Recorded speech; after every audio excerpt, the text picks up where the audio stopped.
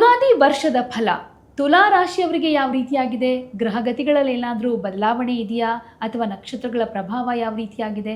ಒಳಿತು ಜಾಸ್ತಿನಾ, ಕೆಡುಕು ಜಾಸ್ತಿನಾ? ಕಂಪ್ಲೀಟ್ ಭವಿಷ್ಯವನ್ನ ತಿಳಿಯೋಣ. ಯುಗಾದಿ ವರ್ಷ ಭವಿಷ್ಯ ತುಲಾ ರಾಶಿಯವರಿಗೆ ಹೇಗಿರುತ್ತೆ? ಏನಾದರೂ ಬದಲಾವಣೆ ಇದೆಯಾ? 2026 25ರಲ್ಲಿ ಭಾಳ ಕಷ್ಟಪಟ್ಟಿದ್ದೀರಾ? ಏನಾದರೂ ಈ ವರ್ಷ ಯುಗಾದಿ ಆದಮೇಲೆ ಏನಾದರೂ ಹೊಸ ಬಿಸ್ನೆಸ್ಸು ಅಥವಾ ವ್ಯವಹಾರವನ್ನು ಮಾಡಬೇಕು ಅಂತ ನೀವು ಯೋಚನೆ ಮಾಡ್ತಿದ್ರೆ, ಹಾಗಿದ್ರೆ ಹೇಗಿರುತ್ತೆ ಯುಗಾದಿ ನಂತರ? ಒಂದಷ್ಟು ಕುತೂಹಲ ಎಲ್ಲರಿಗೂ ಇದ್ದೇ ಇರುತ್ತೆ.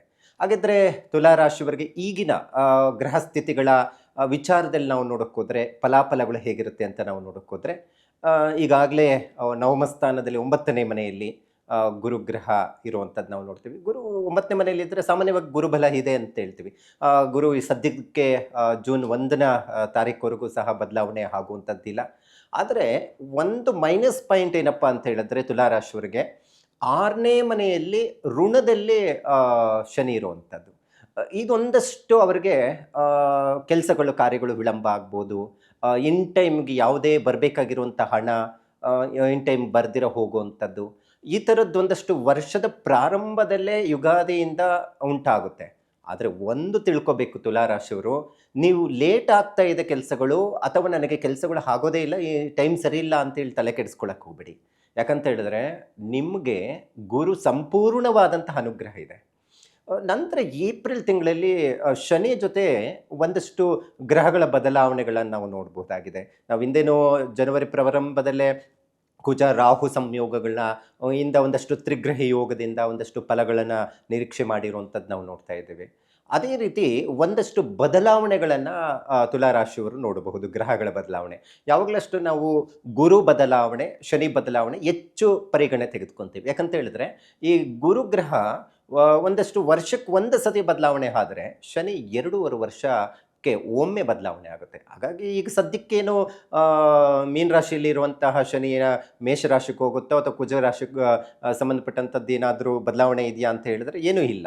ಆದರೆ ಬೇರೆ ಗ್ರಹಗಳು ಬದಲಾವಣೆ ಆಗ್ತಾಯಿದೆ. ಅದರಲ್ಲಿ ಬುಧ ಬದಲಾವಣೆ ಆಗ್ತಾಯಿದೆ. ಈ ಬುಧನ ಒಂದಷ್ಟು ಯೋಗಗಳು ಮೇ ತಿಂಗಳಲ್ಲಿ ಏನು ಫಲಗಳು ಕೊಡುತ್ತೆ ಅಂತ ಹೇಳಿದ್ರೆ ಈ ತುಲಾ ರಾಶಿಯವರಿಗೆ, ಯಾವಾಗ ಬುಧ ನೀಚ ಸ್ಥಾನಕ್ಕೆ 6ನೇ ಮನೆಗೆ ಹೋಗ್ತಾನೋ ಒಂದಷ್ಟು ಸಮಸ್ಯೆಗಳು ಬೇಡವಾದಂಥದ್ದು ನೀವೇ ತಯಾರಿಸ್ಕೊಂಡ್ಬಿಡ್ತೀರ.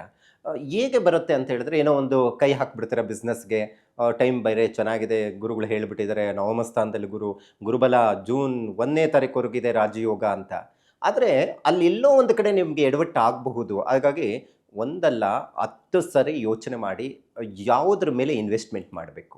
ಸೊ ಆ ಇನ್ವೆಸ್ಟ್ಮೆಂಟಲ್ಲಿ ನಮಗೆ ಎಷ್ಟು ಲಾಭ ಬರುತ್ತೆ, ಸೊ ಇದನ್ನು ನೀವು ತಿಳ್ಕೊಂಬಿಟ್ರೆ ಖಂಡಿತ ನಿಮಗೆ ಒಂದಷ್ಟು ಗುರುಬಲದಿಂದ ಒಂದಷ್ಟು ಕೆಲಸ ಕಾರ್ಯಗಳು ಚೆನ್ನಾಗಿ ಆಗ್ಲಿಕ್ಕಾಗುತ್ತೆ.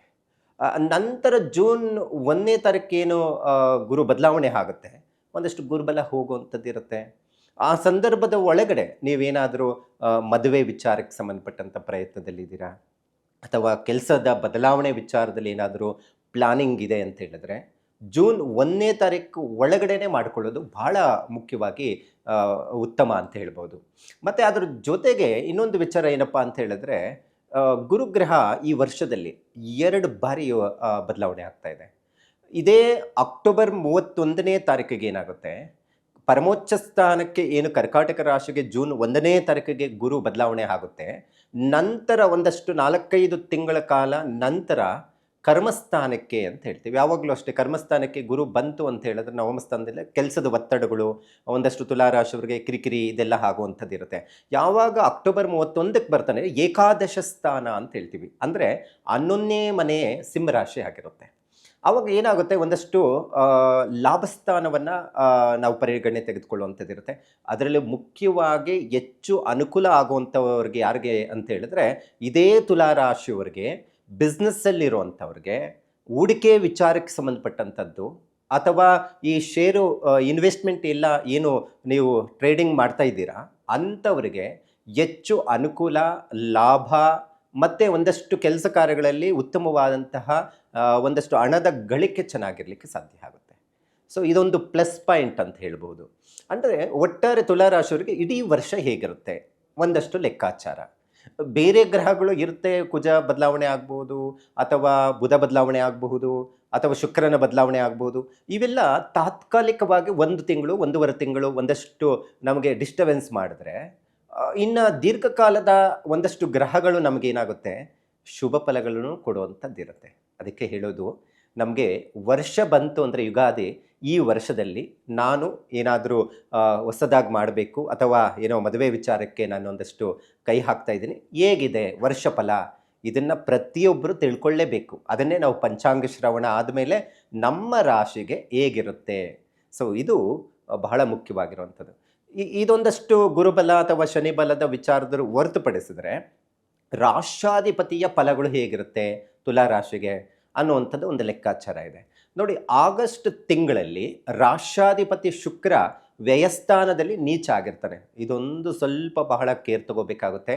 ಯಾಕಂತ ಹೇಳಿದ್ರೆ, ಯಾವಾಗ ಶುಕ್ರ ನೀಚ ಆಗಿರ್ತಾನೋ ಹೆಣ್ಣು ಮಗುವಿನಿಂದ ಧನ ನಷ್ಟವನ್ನು ಉಂಟು ಮಾಡುತ್ತೆ, ಮಾನಹಾನಿಯನ್ನು ಉಂಟು ಮಾಡುತ್ತೆ ಅಂತ. ಹಾಗಾಗಿ ತುಲಾರಾಶಿಯವರೇನು ಭಯ ಬೀಳೋ ಅಗತ್ಯ ಇಲ್ಲ. ಅಂದರೆ ಭಾಳ ಜಾಗೃತೆ ವಹಿಸಬೇಕಾಗುತ್ತೆ. ಉದಾಹರಣೆಗೆ ಈಗೆಲ್ಲ ನಾವು ನೋಡ್ತಾ ಇದ್ವಿ ಮಾಧ್ಯಮಗಳಲ್ಲಿ, ಅಲ್ಲಿ ಇಲ್ಲಿ ಎಲ್ಲೋ ಒಂದು ಕಡೆ ಹೆಣ್ಣು ಮಗು ವಿಚಾರದಲ್ಲಿ ಸಿಕ್ಕಾಕೊಂಡು ತೊಂದರೆ ಅನುಭವಿಸಿರುವಂಥದ್ದು, ಒಂದಷ್ಟು ದುಡ್ಡು ಕಳ್ಕೊಂಡಿರುವಂಥದ್ದು, ಇದೆಲ್ಲ ನಾವು ಕಾಣಿಸ್ತಾ ಇದೆ. ಮಾನನೂ ಹಾನಿ ಆಗುತ್ತೆ, ದುಡ್ಡು ಹಾಳಾಗುತ್ತೆ ಅಂತ ಹೇಳುತ್ತೆ. ಅದಕ್ಕೆ ಶುಕ್ರ ಆಗಸ್ಟ್ ತಿಂಗಳಲ್ಲಿ ಏನಿರುತ್ತೆ, ಅಲ್ಲಿ ತನಕ ನೀವು ಆದಷ್ಟು ಸ್ವಲ್ಪ ಹೆಣ್ಣು ಮಗು ವಿಚಾರದಲ್ಲಿ ಹುಷಾರಾಗಿರಬೇಕು. ಮತ್ತು ಬೇರೆ ಯಾರೋ ಹೆಣ್ಮಗುವಿಂದ ತೊಂದರೆ ಆಗುತ್ತೆ ಅಂತ ನಾನು ಹೇಳ್ತಾ ಇಲ್ಲ. ನಿಮ್ಮ ಮನೆಯಲ್ಲಿ ಮಗಳೂ ಕಿರಿಕಿರಿ ಮಾಡಬಹುದು, ತಂದೆ ಮಾತು ಕೇಳ್ದಿರ ಹೋಗೋದು ಅಥವಾ ತಾಯಿ ಮಾತು ಕೇಳ್ದಿರ ಹೋಗೋದು, ಈ ಥರದ್ದೊಂದಷ್ಟು ಸಮಸ್ಯೆಗಳು ಬರಬಹುದು. ಸ್ವಲ್ಪ ಜಾಗೃತಿ ವಹಿಸಬೇಕು. ಮತ್ತು ವ್ಯಯಸ್ಥಾನವಾಗಿರೋದ್ರಿಂದ ದುಡ್ಡಿನ ವಿಚಾರದಲ್ಲಿ ಖರ್ಚುಗಳು ಜಾಸ್ತಿ ಆಗುವಂಥ ಸಾಧ್ಯತೆ ಇರುತ್ತೆ. ಸ್ವಲ್ಪ ಭಾಳ ಜಾಗೃತವಾಗಿ ಇರಬೇಕಾಗುತ್ತೆ. ನಂತರ ಗುರು ಬದಲಾವಣೆ ಆದ ಮೇಲೆ ಒಂದಷ್ಟು ಶುಕ್ರ ಸ್ವಕ್ಷೇತ್ರಕ್ಕೆ ಬರುವಂಥದ್ದಿರುತ್ತೆ. ಅಂದರೆ ಶುಕ್ರ ಬುಧನ ಸಂಯೋಗ ತನ್ನದೇ ಆದಂಥ ಮನೆಯಲ್ಲಿ ತುಲಾರಾಶಿಗೆ ಬಂದಾಗ ಬಿಸ್ನೆಸ್ ಆಲೋಚನೆಗಳು ಜಾಸ್ತಿ ಬರುತ್ತೆ. ನಿಮಗೆ ಕ್ರಿಯೇಟಿವ್, ಹೇಗೆ ನೋಡಿ, ಏನೋ ಒಂದು ಸಾಧನೆ ಮಾಡ್ತೀರಾ, ಏನೋ ಒಂದು ಪ್ಲ್ಯಾನಿಂಗ್ ಮಾಡ್ತೀರಾ, ಏನು ಇದ್ದಕ್ಕಿದ್ದಂಗೆ ಏನೋ ಒಂಥರ ಚೇಂಜಸ್ಸು. ಸೊ ಈ ಥರದ್ದೊಂದಷ್ಟು ಬದಲಾವಣೆ ಬಿಸ್ನೆಸ್ಸಲ್ಲಿ ಕಾಣ್ಬೋದು. ಯಾವಾಗ ಕನ್ಯಾ ರಾಶಿಯಿಂದ ಶುಕ್ರ ಸ್ವಕ್ಷೇತ್ರಕ್ಕೆ ಬಂದು ಬುಧನ ಜೊತೆ ಸಂಯೋಗ ಆಗುತ್ತೆ, ಒಂದಷ್ಟು ಅಕ್ಟೋಬರು ನವಂಬರ್ ಆಸುಪಾಸಲ್ಲಿ ಇವೆಲ್ಲ ಕಾಣುವಂಥ ಸಾಧ್ಯತೆ ಇರುತ್ತೆ. ಮತ್ತು ಯಾವಾಗ ಅಕ್ಟೋಬರ್ 31 ನಾನು ಆಗಲೇ ಹೇಳಿದಾಗ ಗುರುನು ಏಕಾದಶ ಸ್ಥಾನಕ್ಕೆ ಬಂದಾಗ ಆಲೋಚನೆಗಳಲ್ಲಿ ಹೊಸ ಬಿಸ್ನೆಸ್ಸಲ್ಲಿ ಕೈ ಹಾಕ್ತೀರಾ, ಒಂದಷ್ಟು ಲಾಭವನ್ನು ನಿರೀಕ್ಷೆಯನ್ನು ಮಾಡುವಂಥದ್ದಿರುತ್ತೆ. ಸೊ ಈ ಥರದ್ದೊಂದಷ್ಟು ನಿರೀಕ್ಷೆಗೆ ತಕ್ಕಂತಹ ಒಂದಷ್ಟು ಕೆಲಸಗಳು ಆಗುತ್ತೆ, ಒಂದಷ್ಟು ಹಣದ ವಿಚಾರಕ್ಕೆ ಸಂಬಂಧಪಟ್ಟಂಥದ್ದು ಅನುಕೂಲ ಆಗುತ್ತೆ. ಮತ್ತು ಅದ ನಂತರ ಬರುವಂಥದ್ದು ಅಂತ ಹೇಳಿದ್ರೆ ಒಂದಷ್ಟು ಲಾಭ ನಿರೀಕ್ಷೆ ಜೊತೆಗೆ ಒಂದಷ್ಟು ಶುಭ ಕಾರ್ಯಗಳೂ ಆಗ್ಲಿಕ್ಕೆ ಸಾಧ್ಯ ಆಗುತ್ತೆ. ಸೊ ಈ ಥರದ್ದು ಒಂದಷ್ಟು ಬದಲಾವಣೆಗಳನ್ನು ಇದೇ ತುಲಾರಾಶಿಯವರು 2026 ಯುಗಾದಿಯಿಂದ ಯುಗಾದಿವರೆಗೂ ಒಂದಷ್ಟು ಫಲಗಳನ್ನು ನಿರೀಕ್ಷೆಯನ್ನು ಮಾಡಬಹುದು. ಮತ್ತು ಏಕಾದಶ ಸ್ಥಾನದಲ್ಲಿ ಏನೋ ಪರ್ಮನೆಂಟಾಗಿ ಬರೋ ಯುಗಾದಿ ತನಕ ಇರುತ್ತೆ ಅನ್ನೋದು ಏನೂ ಇಲ್ಲ. ಜನವರಿಯಲ್ಲಿ ಒಂದಷ್ಟು ಬದಲಾವಣೆ ಆಗುವಂಥದ್ದು ಇರುತ್ತೆ. ಯಾಕಂದರೆ ಪುನಃ ಏನು ಏಕಾದಶ ಸಿಂಹರಾಶಿಯಲ್ಲಿರುವಂಥ ಗುರುಗ್ರಹ ಮತ್ತೆ ಕರ್ಕಾಟಕ ರಾಶಿಗೆ ಪ್ರವೇಶ ಮಾಡ್ತಾರೆ. ಸೊ ಆವಾಗ ಒಂದಷ್ಟು ಕೆಲಸದ ಒತ್ತಡಗಳು ಜಾಸ್ತಿ ಆಗ್ಬೋದು, ಆವಾಗ ಒಂದಷ್ಟು ನೋಡ್ಕೋಬೇಕಾಗುತ್ತೆ. ಮತ್ತು ಇನ್ನೊಂದು ಆಗಸ್ಟಲ್ಲಿ ನಾನು ಹೇಳಿದೆ ನಿಮಗೆ, ಈ ಶುಕ್ರ ನೀಚ ಸ್ಥಾನಕ್ಕೆ ಹೋಗ್ತಾನೆ, ಸ್ವಲ್ಪ ಹುಷಾರಾಗಿರಬೇಕು ಅಂತ. ಅದೇ ರೀತಿ ನವಂಬರ್ ತಿಂಗಳಲ್ಲಿನೂ ಮತ್ತೊಮ್ಮೆ ಶುಕ್ರ ನೀಚ ಆಗ್ತಾನೆ, ವಕ್ರಿಯಾಗಿ ನೀಚ ಆಗ್ತಾನೆ. ಸೊ ಆವಾಗೂ ಸ್ವಲ್ಪ ಹುಷಾರಾಗಿರಬೇಕು. ಯಾವುದೇ ಒಂದು ಕೆಲವು ಗ್ರಹಗಳು ಏನಾಗುತ್ತೆ, ಒಂದಷ್ಟು ಹಿಂದೆ ಮುಂದೆ ಬದಲಾವಣೆಗಳನ್ನು ಆಗುವಂಥದ್ದು ಇರುತ್ತೆ. ಈಗ ನಾವು ಯಾವಾಗಲೂ ಗುರು ಹೇಗೆ ಒಂದೊಂದು ಮನೆಗೆ ಒಂದೊಂದು ರಾಶಿಗೆ ಬದಲಾವಣೆ ಆಗುತ್ತೆ, ಈ ಥರದ್ದೊಂದಷ್ಟು ಬದಲಾವಣೆಗಳಾಗಬಹುದು. ಮತ್ತು ವ್ಯಯಸ್ಥಾನಕ್ಕೆ ಶುಕ್ರ ಹೋದಾಗ ಒಂದು ಸ್ವಲ್ಪ ಜಾಗೃತೆ ವಹಿಸಬೇಕು. ಮತ್ತು ಇನ್ನೊಂದು ವಿಚಾರ ಏನಪ್ಪ ಅಂತ ಹೇಳಿದ್ರೆ, ಡಿಸೆಂಬರ್ 5ನೇ ತಾರೀಕಿಗೆ ರಾಹು ಮತ್ತು ಕೇತು ಬದಲಾವಣೆ ಆಗ್ತಾ ಇದೆ. ಸೊ ಇದು ಬಹಳ ಮುಖ್ಯವಾಗಿರುವಂಥದ್ದು. ಈಗ ಏಕಾದಶ ಸ್ಥಾನದಲ್ಲಿ ಕೇತು ಇದೆ, ಒಂದಷ್ಟು ಬದಲಾವಣೆ ಆದಾಗ ಏಕಾದಶ ಇಂದ ಕರ್ಮಸ್ಥಾನಕ್ಕೆ ಹೋದಾಗ ಒಂದಷ್ಟು ಕೆಲಸದ ಕಳ್ಕೊಳ್ಳುವಂಥದ್ದು, ಕೆಲಸ ಏನೋ ಇರುವಂಥ ಕೆಲಸವನ್ನು ಬಿಟ್ಟು ಬೇರೆಗೆ ನೀವೇ ಮನಸ್ಸು ಮಾಡ್ತೀರಾ, ಅಥವಾ ಅಲ್ಲಿನ ಪರಿಸ್ಥಿತಿ ಕೆಲಸದ ವಿಚಾರದಲ್ಲಿ ನೀವು ಬಿಡುವಂಥ ಪರಿಸ್ಥಿತಿಗೆ ಉಂಟಾಗುವಂಥದ್ದು ಇರುತ್ತೆ.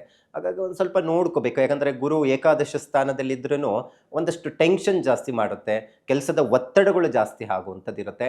ಅಥವಾ ಒಂದಷ್ಟು ಮೇಲಾಧಿಕಾರಿಗಳಿಂದ ಒಂದಷ್ಟು ಒತ್ತಡಗಳು ಒಳಗಾಗುವಂಥ ಸಾಧ್ಯತೆ ಇರುತ್ತೆ. ಸೊ ಇವೆಲ್ಲವೂ ಏನಾಗುತ್ತೆ, ಒಂದಷ್ಟು ನಿಮಗೆ ಕೆಲಸದ ಮೇಲೆ ಹೆಚ್ಚು ಪರಿಣಾಮಗಳು ಬೀಳುವಂಥದ್ದು ಇರುತ್ತೆ. ಒಟ್ಟಾರೆ ನಮಗೆ ತುಲಾರಾಶಿಯವರಿಗೆ ಇಡೀ ಈ ಒಂದಷ್ಟು ಭವಿಷ್ಯದ ವಿಚಾರದಲ್ಲಿ ನಾವು ನೋಡೋಕೆ ಹೋದರೆ, ಯುಗಾದಿ ಭವಿಷ್ಯದ ವಿಚಾರದಲ್ಲಿ ಒಂದಷ್ಟು ಸಂಪೂರ್ಣವಾದಂಥ ಗುರುಬಲ ಒಂದಷ್ಟು ಬರುತ್ತೆ ಅಂತ ಅಂದ್ಕೊಂಡ್ರೇನೋ ಒಂದು 4-5 ತಿಂಗಳು ಒಂದಷ್ಟು ಡಿಸ್ಟರ್ಬೆನ್ಸ್ ಆಗುವಂಥದ್ದು ಇರುತ್ತೆ, ಒಂದಷ್ಟು ಖರ್ಚುಗಳು ಜಾಸ್ತಿ ಆಗುವಂಥ ಸಂಭವ ಇರುತ್ತೆ. ಹಾಗಾಗಿ ಸ್ವಲ್ಪ ಯಾವುದೇ ಒಂದು ಬಿಸ್ನೆಸ್ ಮಾಡಬೇಕಾದ್ರೂ ಆಲೋಚನೆ ಮಾಡಿ ಯಾವುದು ಸರಿ ಇಲ್ಲ ಅನ್ನುವಂಥದ್ದು ನೋಡಿಕೊಂಡು ನೀವು ಕೈ ಹಾಕಿದ್ರೆ ಉತ್ತಮವಾಗಿರುತ್ತೆ. ಇನ್ನು 2027 ಜನವರಿ ನಂತರ ಒಂದಷ್ಟು ಶುಭ ಕಾರ್ಯಗಳು ಆಗ್ಬೋದು, ಹಲವು ಒಂದಷ್ಟು ಕಾರ್ಯಕ್ರಮಗಳನ್ನು ಹಮ್ಮಿಕೊಳ್ಳುವಂಥದ್ದು ಇರುತ್ತೆ. ಒಂದು ರಾಜಕೀಯದಲ್ಲಿ ಇರುವಂಥವ್ರಿಗೆ ಬಹಳ ಭವಿಷ್ಯ ಚೆನ್ನಾಗಿರುತ್ತೆ. ಸಿನಿಮಾ ಕ್ಷೇತ್ರದಲ್ಲಿರುವಂಥವ್ರಿಗಂತೂ, ತುಲಾರಾಶಿಯವ್ರಿಗಂತೂ ಬಹಳ ಉತ್ತಮವಾದಂಥ ದಿನ ಅಂತಲೇ ಹೇಳ್ಬೋದು. ಈ ವರ್ಷ ಇಡೀ ವರ್ಷದ ಪೂರ್ತಿನ ಒಳ್ಳೊಳ್ಳೆಯ ಒಂದಷ್ಟು ಸಿನಿಮಾಗಳಿಗೆ ಪಾತ್ರಗಳು ಅಭಿನಯಿಸುವಂಥದ್ದಾಗ್ಬೋದು, ಅಥವಾ ಇನ್ವೆಸ್ಟ್ಮೆಂಟ್ ಮಾಡುವಂಥ ವಿಚಾರದಲ್ಲಿ ಆಗಬಹುದು, ಒಂದಷ್ಟು ಉತ್ತಮವಾದಂಥ ದಿನಗಳನ್ನು ನೋಡಬಹುದು. ಆದಾಯ ಮೂಲಗಳು ಹೆಚ್ಚಾಗುವಂಥ ಸಾಧ್ಯತೆಗಳು ಇರುತ್ತೆ. ಈ ಥರದ್ದೊಂದಷ್ಟು ಸಿನಿಮಾ ಕ್ಷೇತ್ರದವ್ರಿಗೆ ಇರುತ್ತೆ. ರಾಜಕೀಯ ಕ್ಷೇತ್ರದಲ್ಲಿರುವಂಥವ್ರಿಗಂತೂ ಒಂದಷ್ಟು ಹೆಸರನ್ನು ಮಾಡ್ತೀರಾ, ಒಂದಷ್ಟು ಯಾವುದೇ ಒಂದು ಕ್ಷೇತ್ರದಲ್ಲಿ ರಾಜಕೀಯದಲ್ಲಿ ಇರುವಂಥವ್ರಿಗೂ ಸಹ ಹಂತವಾಗಿ ಬೆಳೆಯೋದಕ್ಕೆ ಸಾಧ್ಯ ಆಗುವಂಥದ್ದು ಇರುತ್ತೆ. ಆದರೆ ಒಂದು ರಾಜಕೀಯದಲ್ಲಿರುವಂಥವ್ರಿಗೆ ಒಂದಷ್ಟು ಶತ್ರುಗಳು ಜಾಸ್ತಿ ಆಗ್ಬೋದು, ಅದೊಂದು ಸ್ವಲ್ಪ ನೋಡ್ಕೋಬೇಕಾಗುತ್ತೆ. ಇಡೀ ವರ್ಷ ಒಂದು ಸ್ವಲ್ಪ ಗುರು ಆರಾಧನೆ ಮತ್ತು ಕಾಲಭೈರವನ ಆರಾಧನೆ ಮಾಡ್ಕೊಳ್ಳೋದ್ರಿಂದ ತುಲಾರಾಶಿಯವರಿಗೆ ಈ ವರ್ಷ ಯುಗಾದಿಯಿಂದ ಬರೋ ಯುಗಾದಿ ತನಕ ಒಂದಷ್ಟು ಸಮಸ್ಯೆಗಳು ನಿವಾರಣೆ ಆಗಲಿಕ್ಕೆ ಸಾಧ್ಯ ಆಗುತ್ತೆ. Subscribe to One India and never miss an update. Download the One India app now.